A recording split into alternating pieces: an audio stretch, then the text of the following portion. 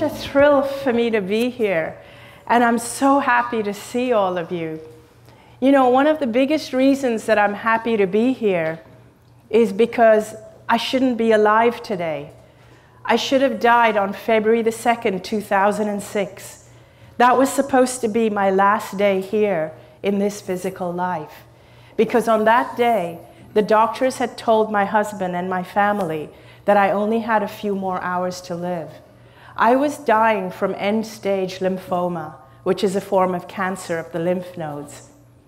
I had struggled with cancer for 4 years up to that point. For 4 years, this disease had devoured my body. It had traveled through my lymphatic system. It started with a lump in my neck, and then it spread throughout my lymphatic system. And by that point, by the end of 4 years, I had tumors, some of them the size of lemons, that had spread from the base of my skull, all around my neck, down into my chest, under my arms, and all the way to my abdomen. By that point also, even before I had gone into the coma, my lungs had been filled with fluid. And every time I would lie down, I would choke on my own fluid. My muscles had completely deteriorated. So I weighed about 85 pounds. I looked like just a skeleton with skin on. I had these big, gaping, open skin lesions where the toxins were oozing out of my body.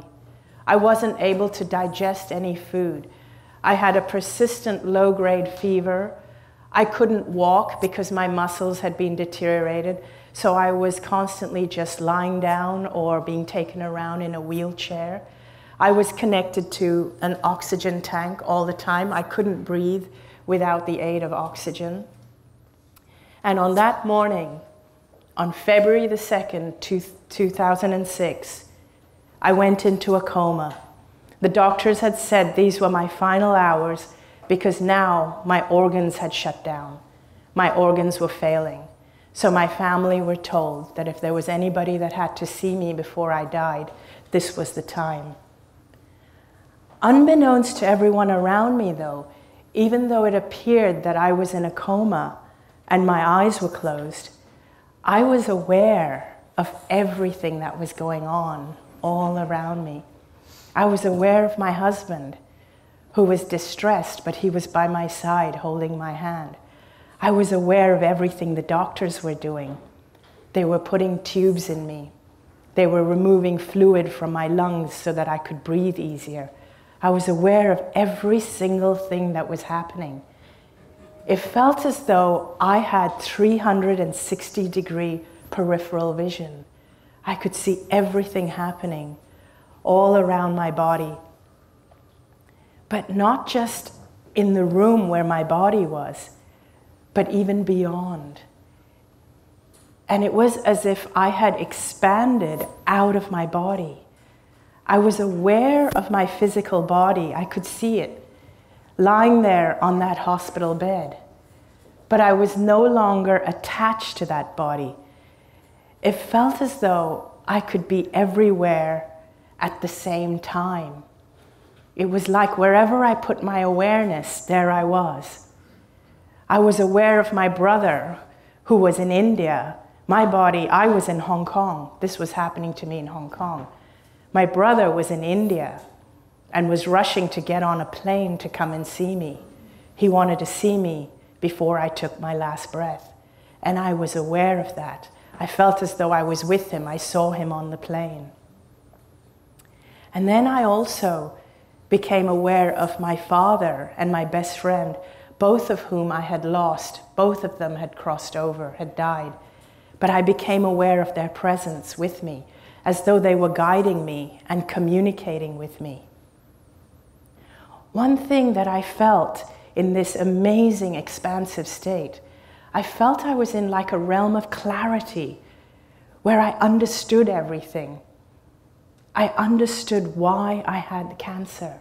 I understood that I was much greater. In fact, all of us are much greater and more powerful than we realize when we're in our physical bodies. I also felt as if I was connected to everybody, like all the doctors that were treating me, the nurses, my husband, my mother, my brother, and everybody. I felt as though we all shared the same consciousness. I felt as though I could feel what they were feeling. I could feel the distress they were feeling. I could feel the resignation of the doctors. But at the same time, I didn't get emotionally sucked into the drama, but yet I understood what they were feeling. It's like we all share the same consciousness. It's like when we're not expressing in our physical bodies, you and I and all of us, we are all expressions of the same consciousness. That's what it felt like. I felt as though my father was trying to communicate with me that it wasn't my time, that I needed to go back into my body. At first, I didn't want to go back because I still felt as though I had a choice whether to come back or not. So at first, I absolutely did not want to go back into my body because I couldn't see a single good reason to go back into this sick and dying body. I was a burden on my family. I was suffering. There was no good reason, so I didn't want to go back. But in the next instant, it felt as if I completely understood that now that I knew what I knew, and because I understood what caused the cancer, I knew that if I chose to go back to my body would heal very, very quickly. And so, in that moment, I made the decision to go back, and I heard as though my father and my best friend said to me, now that you know the truth of who you really are, go back and live your life fearlessly. And it was in those moments that I woke up from the coma. And my family was so relieved to see me. And the doctors, they couldn't explain it. The doctors were there and they were surprised, but they were being very, very cautious because there was no way of knowing. I was still so weak. There was no way for anyone to know whether I was going to stay out of the coma or heal or go back. But I knew I was going to be fine, and I was telling my whole family, I'm going to be fine. I know I'm going to be fine. It's not my time. Within 5 days, the tumors in my body had shrunk by 70%. After 5 weeks, I was released from the hospital to go home. I was completely cancer-free. Now, what has happened is that I've had to pick up my life from that point. And as you can imagine, my life feels completely different. It changed my view of the world. That experience changed my view of our physical bodies, of my physical body, of illness, and how I perceive the world. I found it very difficult to integrate back into life again after that experience. And the best way I can think of to explain what it feels like would be to use metaphors. And a metaphor that I like to use is one of a warehouse. I'd like you to imagine, if you will, that we are in a totally darkened warehouse that's pitch black. Just imagine that right now you're in a warehouse that's completely pitch black and you can't see anything because it's so dark. You can't see anything in front of you anywhere. But imagine that in your hand you hold a little flashlight, just a little flashlight, and you switch on that flashlight. And with that flashlight, you navigate your way through the dark. And you use just the beam of that little flashlight to navigate your way in the dark. And everything that you see in the warehouse is only what you can see with the beam of that flashlight. Now imagine if the beam is shining over there, all you see is what's over there. Everything else is in darkness. You shine the beam over there, and all you see is that spot there. Everything else is in darkness except for the light of the beam. Now imagine one day, big floodlights go on. So the whole warehouse is illuminated. And you realize this warehouse is huge. It's bigger than you've ever imagined it to be. And it's lined with shelves and shelves and shelves of all kinds of different things. Every kind of thing you can imagine and things you can't even imagine all exist on these shelves, side by side by side.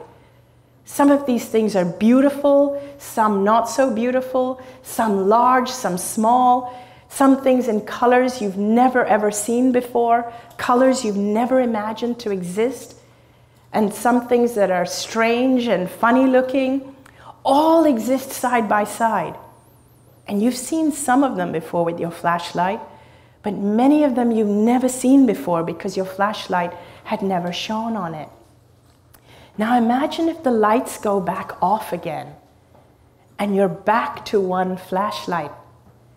Now, even though all you can see is what you see with the one flashlight, the beam of one flashlight, at least you now know there is so much more that exists simultaneously and alongside the things that you can see. You now know that just because you cannot see them, you cannot experience it, doesn't mean it doesn't exist. You now know that because you've had that experience. That's what it feels like to me. It feels like so much more exists than what we believe. So much more exists than what we have experienced. It's just beyond our flashlight.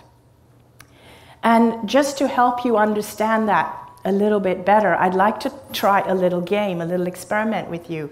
I want you to look around the room and find everything you can that is shades of red, everything from red to burgundy. Just look around and commit it to your memory. As many as possible, commit it to your memory, because I'm going to ask you to recall it. Okay, close your eyes, face the front. Now, how many things can you recall that are blue in color? Almost none. Think about it, almost. Now open your eyes and look around. See how many blue things there were that exist alongside the red, but you didn't even notice it. You didn't see it. Why? Because you weren't aware of it. The beam of that flashlight, what is that? That is your awareness. That beam is your awareness. When you flash your awareness on something, it becomes your reality. It becomes what you experience. There can be something else that's right under your nose, but if your flashlight is not shining on it, you won't even notice it. You won't even be aware of it. Think about this. Think about all the billions of dollars we are spending on cancer awareness. Think about all the cancer awareness campaigns. Imagine if we put that much money, energy, and effort into wellness awareness. What a different world we would have. Imagine if we put all our effort into peace instead of into fighting and wars. We would have a very different world if we changed our awareness. To bring it down onto a more personal level, I want to share with you the 5 biggest lessons I learned from this experience. Number 1, the most important thing that I learned, the most important thing we have here to focus our awareness on is love. That is number 1. And when I say love, it's very easy to say, or for us to say, we need to love other people. But one of the things I learned is that one of the reasons I got cancer is because I didn't love myself. That's hugely important. When we love ourselves, we value ourselves. When we value ourselves, we teach people how to treat us. When you love yourself, you find no need to control or bully other people, nor do you allow other people to control or bully you. So loving yourself is as important as loving everybody else. And the more you love yourself, the more love you have to give other people. Number 2, the next biggest lesson I learned was to live life fearlessly. Most of us are brought up on a diet of fear. We're taught to fear everything. I used to fear everything. I used to fear cancer. I used to fear eating the wrong foods. I used to fear displeasing people. I feared just about everything. I feared failing, and most of us are brought up fearing everything. And people think that fear keeps you safe. That's actually not true. Love keeps you safe. When you love yourself and when you love other people, you'll make sure that you keep yourself safe and that you keep other people out of danger's way.